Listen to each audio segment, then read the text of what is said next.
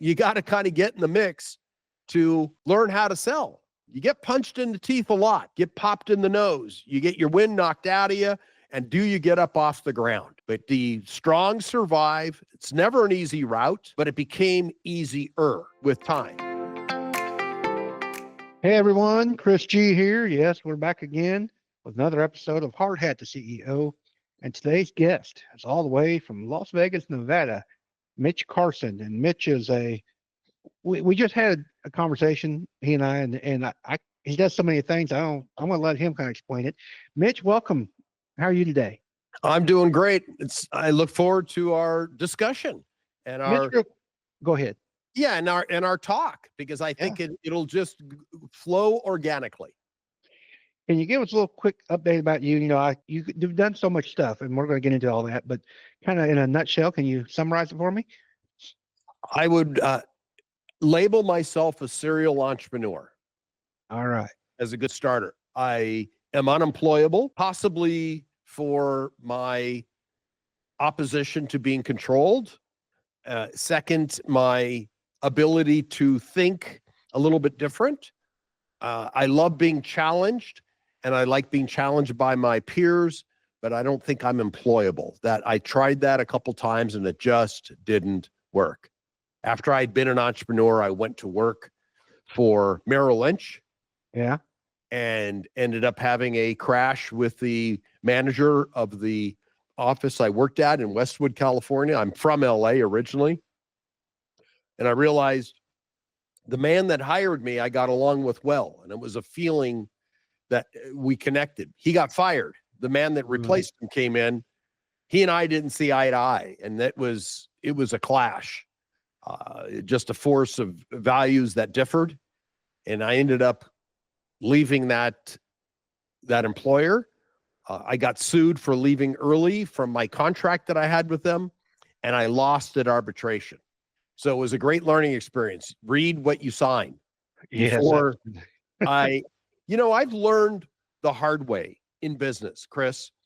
It hasn't been a smooth path. Now, I admire people that know exactly what they want to do in life, and hey, they aspire to become a fireman, a police officer, a lawyer, a doctor. All of those are respectable careers. Wonderful. And I sometimes wonder, if I look back, hindsight is always 20/20. And if I were to look back and think, what would my life be like had I been a fireman? Noble career. You help people. Everybody respects firemen. They make decent money compared to the average income. Their lives are at risk. They have tremendous benefits. And they get to retire. I think it's compulsory at 55, if I'm not mistaken.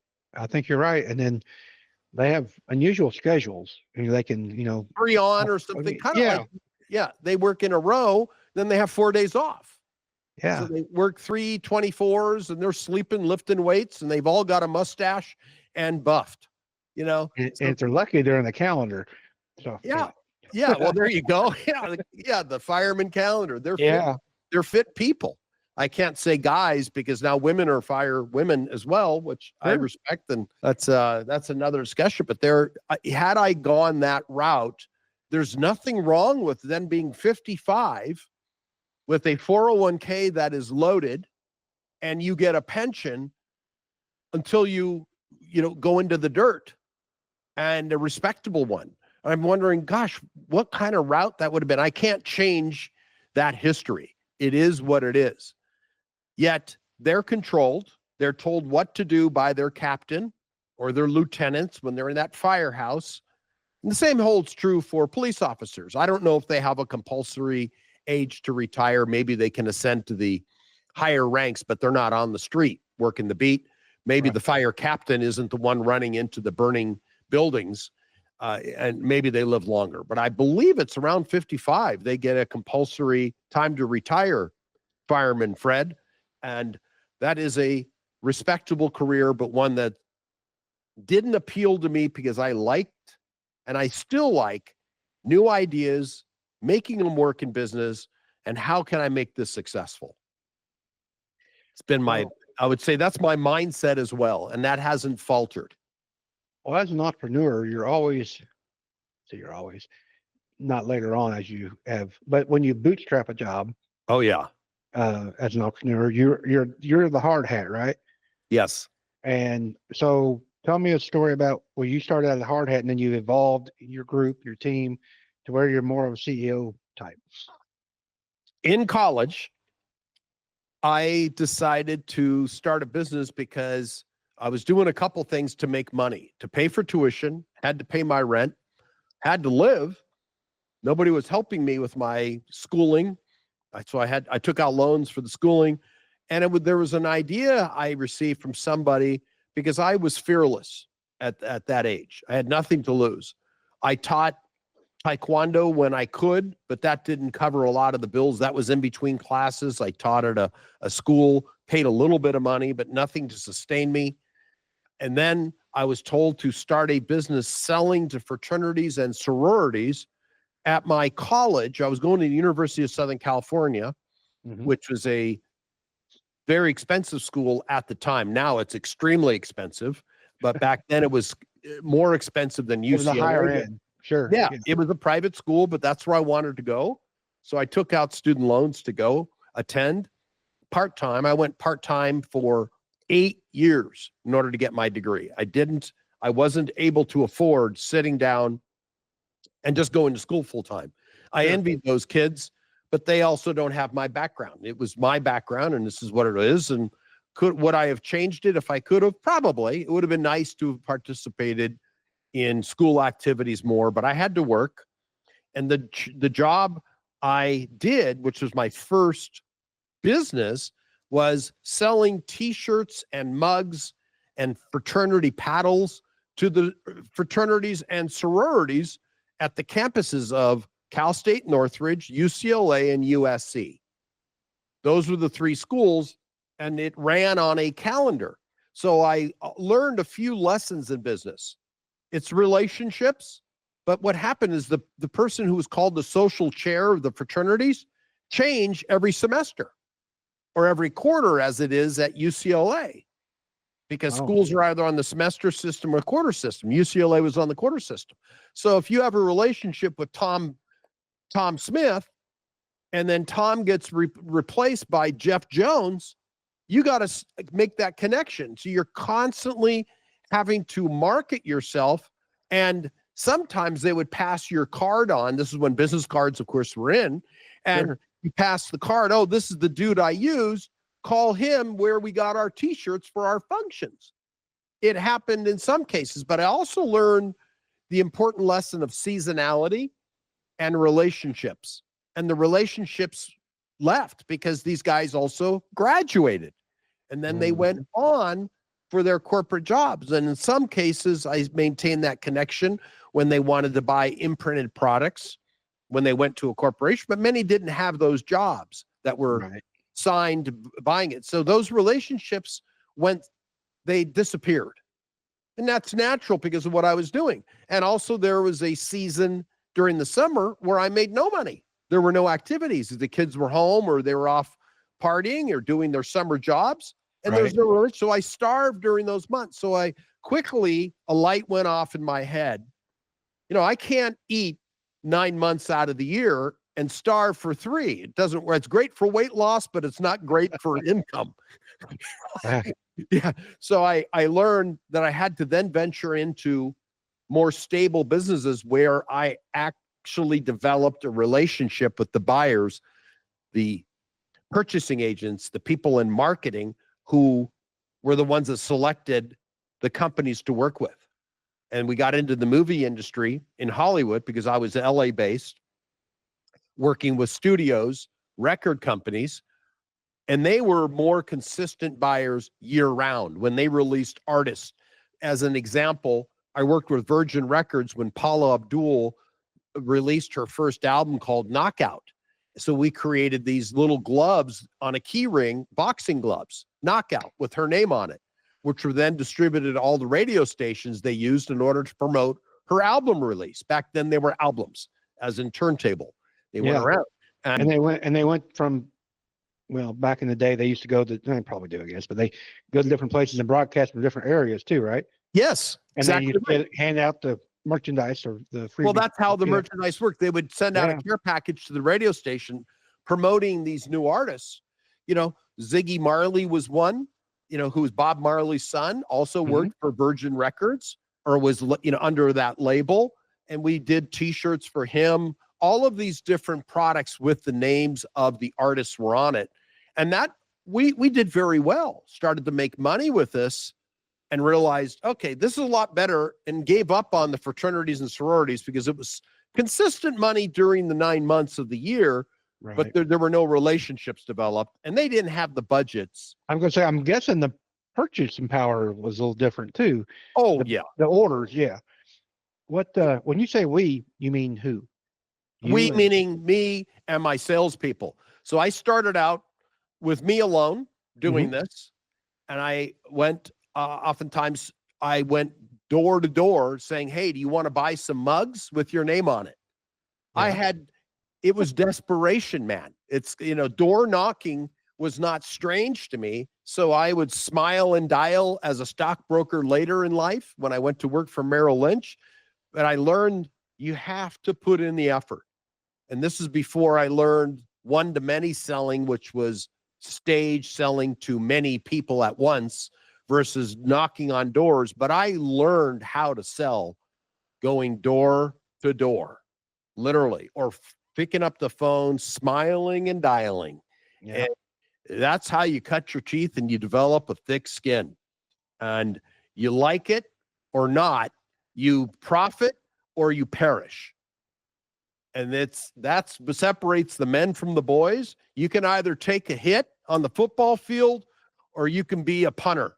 You know, you got to kind of get in the mix to learn how to sell. You get punched in the teeth a lot, get popped in the nose, you get your wind knocked out of you, and do you get up off the ground? But the strong survive. It's never an easy route, but it became easier with time. And the lifeblood of business is sales, Chris, in my opinion. Well, it is. And there's no question about it. Well, we've had conversations.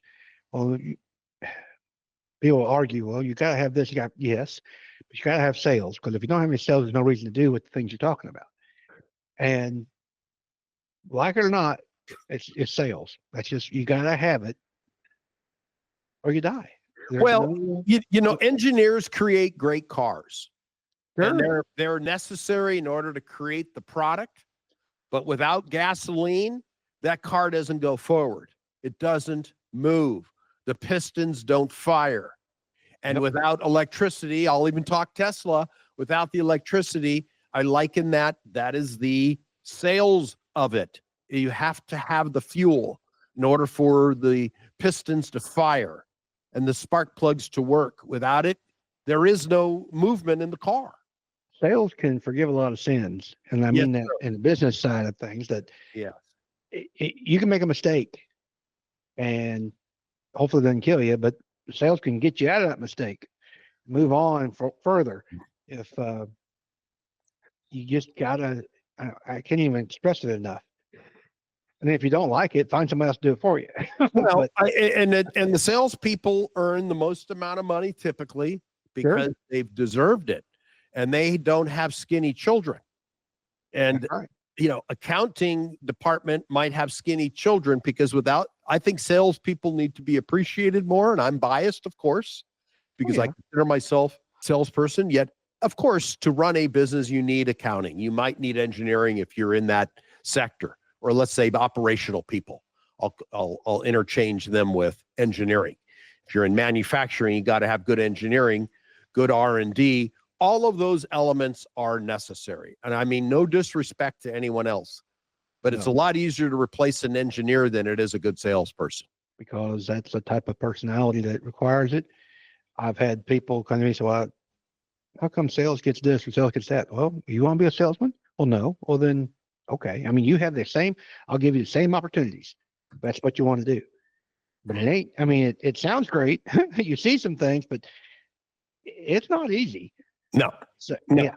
And you're getting evaluated on a daily basis. You're being punched at, second guessed, and the people are And I think we're in agreement, Chris. Without sales, there is no business. There is no business. And it's one thing to live in delusion that you're without accounting and collecting the money. Okay, bud, but what started that whole process? What caused the spark plugs to fire in order to get this engine to move forward? Well, even charities and nonprofits have to have sales. Oh, they're They ultimately see it that way. Yeah, because they're going out and getting the donations. I mean, someone just not going to give money just because, it just doesn't work that way. Well, yeah, and the branding component, the marketing of an entity has to be solid. So I think marketing and sales work hand in hand very much, because if the marketing is done solidly, sales can in some cases become order taking. I want to shift gears here a minute, and it's not really shifting gears. It kind of leads into the next thing. You have a book, The Silent Salesman. Yes, sir. How's that tie into what we're talking about now? You're going to get that. Well, I've got a few books. I'll bring them. They're right here next to me. Yeah. The one you're referring to is right here. It's called The Silent Salesman. And I wrote this in 2006. It was published and in bookstores in 2008, 9. And then after good sales became a bestseller, it was then translated into German, where another 4,000 copies were sold in the German language. And I created this book around promotional products, which was my industry. I wrote how to use promotional products effectively. And the name comes from people will buy. Here's the origin of the name. People will buy, Chris, when they're ready. Sometimes the timing is off. If you do a great presentation today, many sales trainers and so forth will say the time to close is right away. I agree and disagree. If you push too hard, you're going to have refunds and buyer's remorse. If you let people make the decision that they're ready to buy, there won't be any refunds because they've already decided they want what it is. And I agree. I think the one call close, or the one, what do they call it? One call close, I think what it's called. Yeah. That works. But then in my opinion, you have to focus on getting the right lead in front of you to make that effective. Oh, but you also have the highest likelihood of refunds. That's true. But you've done your research and you've done your where you sort through them and make sure you're on the phone with the right person. But what you're right though, if they're not ready, they're not ready. And I think that if you're wasting as a salesman, if you know they're not ready in advance, then there's no reason to get on the phone with them. Right. That's kind of and I know that varies because I've done sales too, and it depends on what the market you're in and what the product is, and some things you just don't do in one. You gotta build that relationship somehow. Well, and it might be timing, but I wrote this book in the impetus. The reason I came up with the title, The Silent Salesman, piggybacks on the point we're talking about. If I give somebody a coffee mug on a sales call, presuming I'm door to door, and I leave a coffee mug with Becky up front, who's the receptionist. She's in charge of buying office supplies. I'm an office supplies salesman before the big box retailers came around, but I have unique pens that I want to sell to your company. But Becky, if you're not ready to buy right now or the budget isn't there, think of me. Here's this mug that I'm going to leave for you of AAA Advertising Specialties Company, which is right here. And it's a nice mug. And oh, by the way, here's a water bottle that you can use. You look like you're very fitness minded, and you can use this water bottle with my imprint on it when you go to your fitness club tonight. Is that okay if I leave these for you as a non-demanding or simple gift for you, Becky? Oh, of course. Thank you. I'll drink my coffee out of this. The budget comes around 4 months later. Who's she going to think of when it's time to buy, when she's got the green light to go out and procure new pens for the sales staff of the company with their name on it? Oh, this is from the nice gentleman that gave me the coffee mug, which I've been drinking out of for 4 months. And I've also used his water bottle that he gave me for 4 months when I go to the gym daily, silently selling Becky on this company. When the moment comes when she's ready to buy, when the budget is there, who is she going to call? Is she going to go look online for somebody, or is she going to pick up the simple cup that's been staring at her for 4 months with the phone number and the website on the inscription printed on the outside? That's what this book is about. Giving a felt tip marker pen for somebody they're constantly underlining or highlighting something in a document, and it's right there. The name is simple. It's the obvious choice, the easy choice. That's why I came up with the name Silent Salesmen, MEN. Today's world being digital, Yes. would you consider like the freebie stuff? Not only you still do the merchandise, but the newsletters, digital, even content on social media. Is that part of that too? Giving content? Oh, I believe that is a very close corollary to what we're talking about. It's a relatable strategy, and free content, constant, endless value giving is what it is. It's value giving. So let's call it in the category of giving value to people, either printed or digital. It's same psychology, because if you're giving valuable, useful digital tools to somebody via a sales letter, via or a newsletter, or via checklists or infographics that are dispensed freely without condition, just with the contact information at the bottom. Oh, by the way, if you need more information about X, Y, and Z, click here. The time will come. It's the same methodology. Be in front, be omnipresent, so you're the one that they choose, and you will realize you are the present. Top of mind is what I think someone call it too. Mind awareness. Yes. Same strategy. Absolutely. Just a different track. Actually, I told you this would be a conversation that we just go back and forth. And you mentioned earlier, but this before our meeting, we started recording, that you sell from the stage, public speaking, and sell from the stage. That's kind of like a one and close. How's that different than what you're talking about being top of mind? Selling from the stage. Selling from the stage, here's how I would put that spin on it. Some people are going to buy the one close right there. Let's just say I have a 10% closing rate and there are 100 people in the audience. Prospects at this point. We don't have a relationship. Sure. We've met for the first time. Prospects. And 10 people buy immediately. They're the hyper responsives. The people that will buy are just love to get that credit card. They get the dopamine rush by buying something. Mm-hmm. So, and they end up probably having to go to Shopaholics Anonymous at some point. But they're right there. They buy. Then there are 90 other people that didn't buy, but they had a first exposure to you. What if you gave them a lead magnet? What if you gave them something of value that they could click on in the presentation? Say, look, I know that some of you are on the fence. Some of you chose to take action right today. Good. Excellent.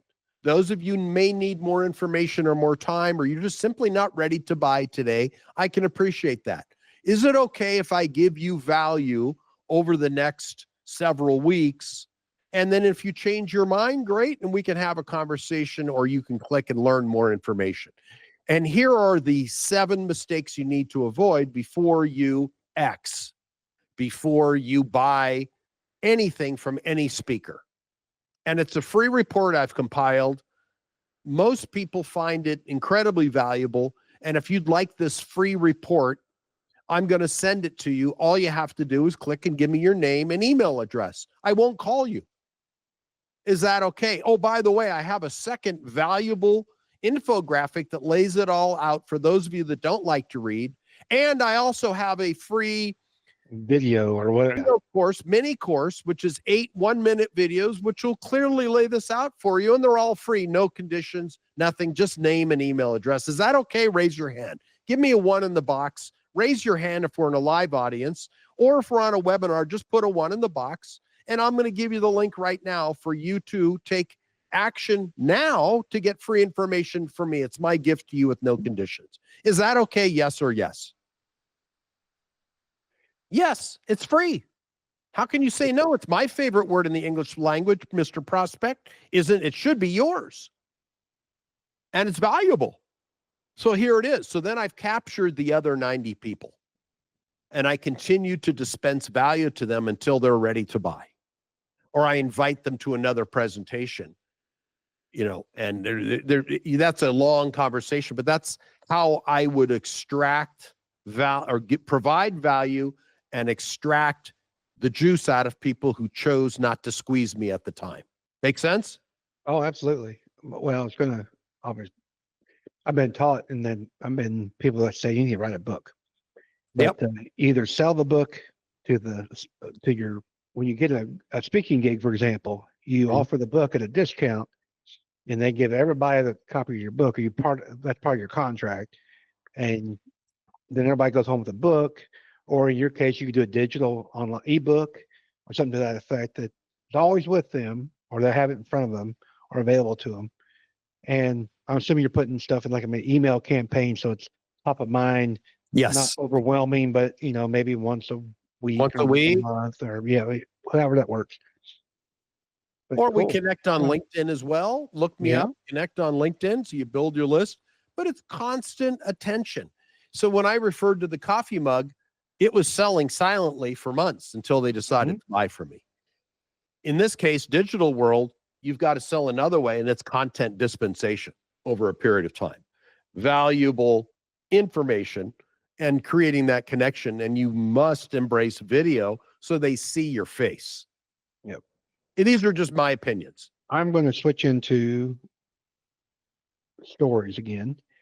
And as we talk about Hard Hat CEO as being a transition, yes, you've had some transitions in your life. Yes.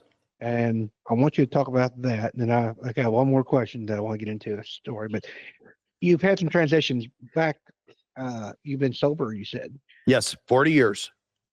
Congratulations. What, I guess, how bad was it? And then how did you get out of where you're at today? And I'm terribly open about sharing my story because if I can help one person who's struggling, I have validated my life and my existence.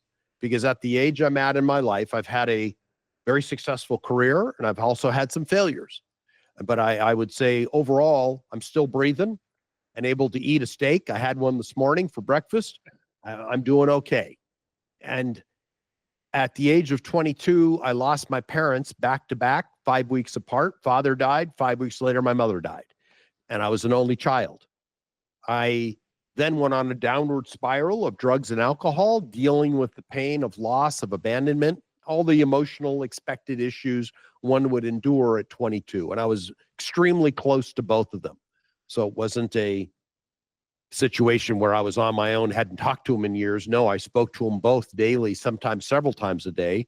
And then the loss happened. I went and spun out of control until I decided that I wanted to live because I was on death's door.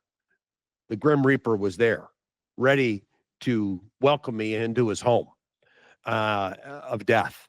I'm just, using that as an example. And I chose to live and live a productive life.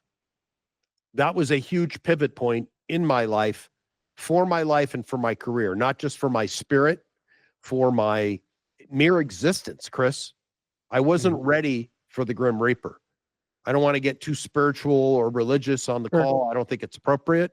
Let's just say I found my purpose at that point. I'll categorize it that way. That way I don't put off anybody that may believe or not believe. It's just keep it nice and neutral. So I felt my desire, and I then became of the mindset I have the privilege of life, and it is my privilege, not my obligation, it's my privilege to be able to help other people. And if I'm given the gift and the privilege of helping other people, make a difference for helping them, give them the tools or the motivation or inspiration, what I experienced from others that were freely given to me through the L word, which is called love. When love is showered upon you, positivity happens. We're humans. We need that connection. And I'm not a softie. I'm a 6th-degree black belt who also will weep and will embrace joy. And I found people who were willing to risk and penetrate my hard veneer to express love to me. And then I've been able to and privileged to help other people in the same way. So I share about this openly for about 5 years now. I kept it was a personal journey, and I was very quiet about it. Very few people knew about my background. And then I was asked on live TV in Manila, Philippines some years ago, about five and a half years ago, how did I get into the business of speaking and training other speakers? And I said, I guess it's time for me to answer this honestly, as opposed to stepping aside and setting that question in a box and diverting. I skillfully became a politician by non-answer. Mhm. I finally became honest and told the truth. I told the truth. And my connections with my clients became much stronger, more connected, very connected, because I showed a part of vulnerability with me that I risked, and I had no fallback. As much as I thought people might have judged me because it wasn't just marijuana, it just wasn't drinking. I also used non-prescription narcotics. I did it all when I was young, and I stopped it. And I haven't had a drink or a drug since July 1st, 1984. And it's been a journey of ups and downs. It's not perfect. I don't get an A in life. I get an A+ in living, because of the odds that were stacked against me to where I was. I'm so blessed to be here today, because if I were to look at the statistics and the shoulds, I should not be here. But when you should on yourself, it smells. So I don't should on myself too much, Chris. Oh, that's a good thing. Yeah. No doubt. Over your journey, you wrote 18 books. including Yes. the one we already talked about. And then that's why before we wrap up here, I want to hear about this newest book, because I've read Think and Grow Rich, and you've got a book that's, I didn't quite understand. Does it play off of it, or does it complement it? What's your newest venture there? Well, I've written a few books, and I haven't decided on the title yet, but it's the mindset of the millionaire. It's the mindset of the successful. I'm resistant to using the millionaire label because it's been used so much, millionaire mindset or billionaire mindset. But let's just call it the successful mindset, the mindset of somebody who allows himself or herself to feel success, to allow it to come into one's life. And you have to embrace it. Give you an example. When I wrote this book, The Silent Salesman, I was making good money before I wrote the book. And I believe people make the exact amount of money they allow themselves to make. After I wrote and published this book, my income went up 16 times. 16-fold increase in income. Why did that happen?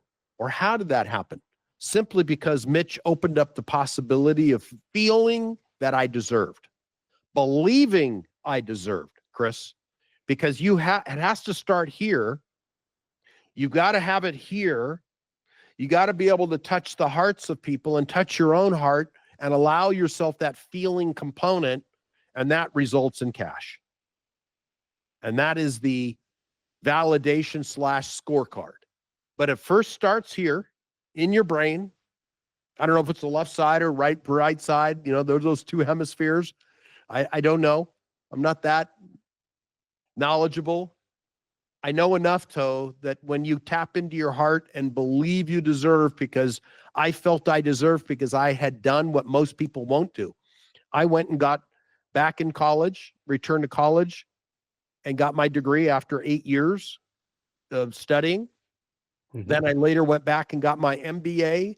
And then I felt I deserved more money because I allowed myself to validate who I was through that external validation of diplomas.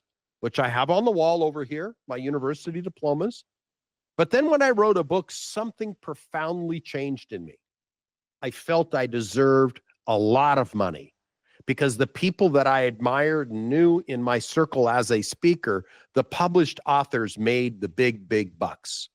So I replicated their process.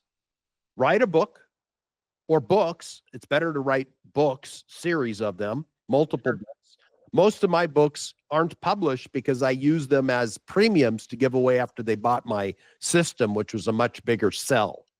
Got you. So I didn't upload them for $19 on Amazon. No. That will impede or take away from the value of using it as a premium. But I found that authors typically are assigned greater status of personal branding than non-authors.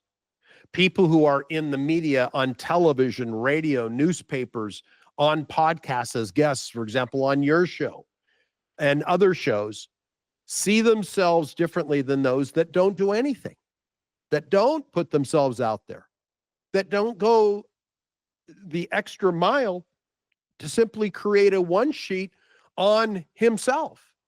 Because you had to look at my balance sheet of information, the snapshot of who Mitch was before I got invited and accepted on your show as a guest.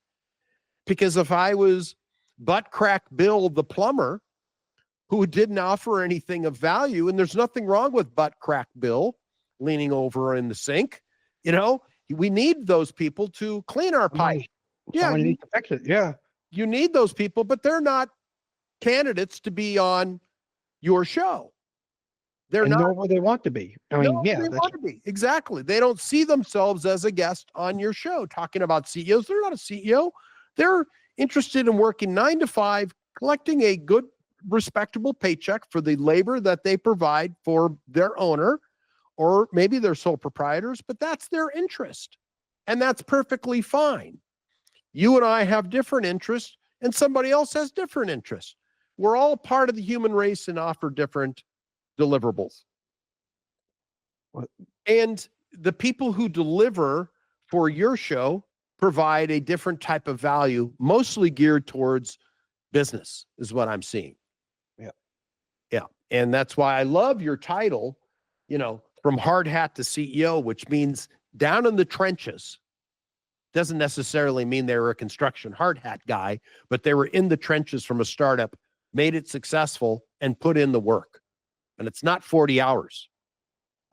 This guy, Tim Ferriss, who wrote a book called The 4-Hour Workweek, that's not accurate. I'm sorry. I've never worked 4 hours in my life, and I don't know too many successful entrepreneurs.